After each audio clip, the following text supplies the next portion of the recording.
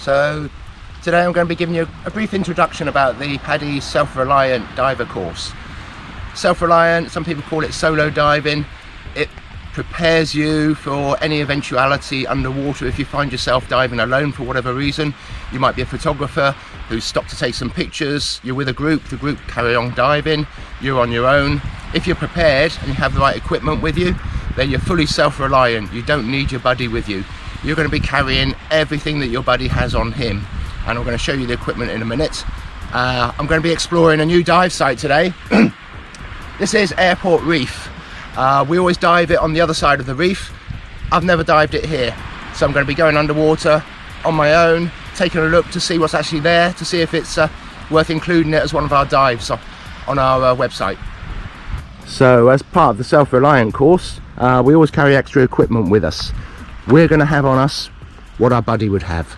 So on my normal setup here, I'm going to have 2 delayed SMBs. So in an emergency, if I send an SMB up and the line snaps, which I have known it happen, I've got a spare one. I've got a spare mask in my pocket in case my mask strap breaks. I have 2 surface signalling devices. I have a whistle with me, and I've also got a signalling mirror in my pockets. I always carry a slate and pencil, so if I did have to send up a DSMB in an emergency, then I can actually write on it what the problem is.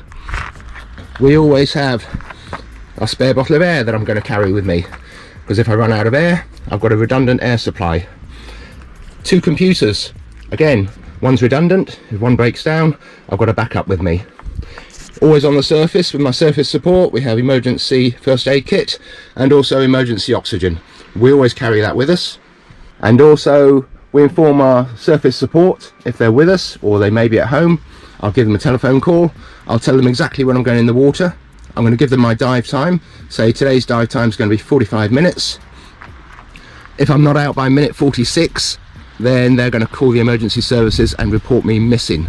So part of this course, you need to be disciplined, mentally disciplined, and it's a lot more dangerous than diving with a buddy. So be prepared for that. You need to be over 18 years old to do this course, and you must have at least 100 log dives. The course isn't for everybody, and I don't accept everybody onto the course. If I don't think they're ready for it, or if they're taking it seriously enough, then I won't let you do it. But it's an amazing course, and I'm going to do some underwater filming in a minute, just to see what's below the surface here, because I've no idea.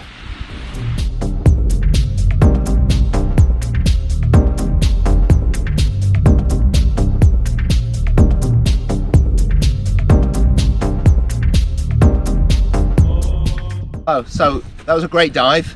Not quite as I planned. I took a slightly different route, so I was following a reef. Dropped down to about 10 meters, 43 minutes, so within my dive plan that I told my surface support. I did say that I was going to pop up after 20 minutes just so they could see where I was and my location. I sent up a DSMB, so all was great. Found my way back to the exit, which was always a good sign. But one thing I mentioned at the beginning, I always wear 2 computers. One's a redundant one just in case anything happened. Both working fine on the surface. As soon as I went under, one of them came up with changed battery. So that's why you're always prepared. In case of one thing failing, you've got a backup. But really great dive, beautiful conditions, and another dive site that I'd like to explore again. The reefs are great. Burrowing starfish, octopus, pufferfish, and loads of little shoals of fish. So it's really, really great.